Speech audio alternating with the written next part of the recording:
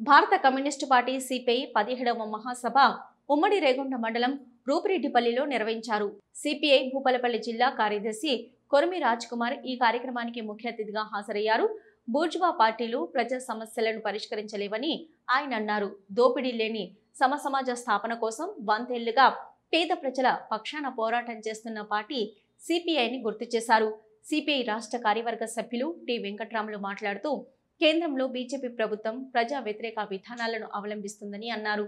CPI జిల్లా సహాయ కార్యదర్శి శాంతికుమార్, రైతు సంఘం జిల్లా అధ్యక్షుడు అన్నారపు రాజేందర్, రైతు సంఘం జిల్లా ప్రధాన కార్యదర్శి గుంటి చంద్రమౌళి, భూపాలపల్లి జిల్లా సిపిఐ సీనియర్ నాయకులు మామిడాల సమ్మిరెడ్డి, రేగొండ మండలం కార్యదర్శి పెంట రవి, మార్గార్ రామయ్య, చక్రపు ఆగయ్య, ప్రకాష్ తదితరులు ఇందులో పాల్గొన్నారు. మిత్రులకు నమస్కారం.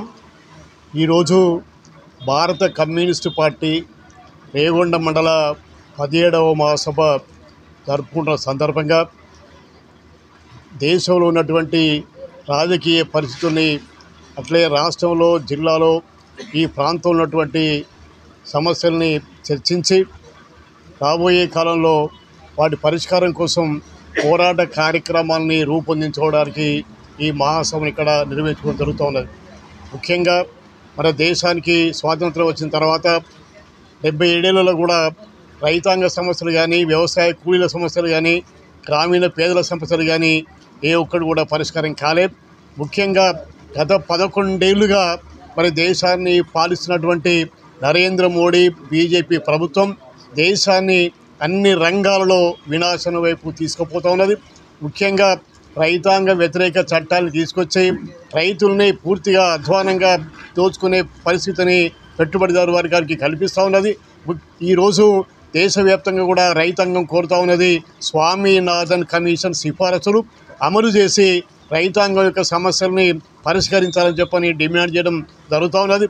అదేవిధంగా వ్యవసాయ కార్మిక వర్గానికి సంబంధించి మరి గ్రామీణ ప్రాంతాల్లో ఉన్నటువంటి దేశంలో వ్యాప్తంగా ఉన్నటువంటి కోట్లాది మంది ఉపాధి కూలీలకు నిధులు కేటాయించకుండా ఆ ఉపాధి యొక్క చట్టాన్ని నిర్వీర్యం చేసే పద్ధతుల్లో నరేంద్ర మోడీ ప్రభుత్వం ప్రయత్నం చేస్తూ ఉన్నది.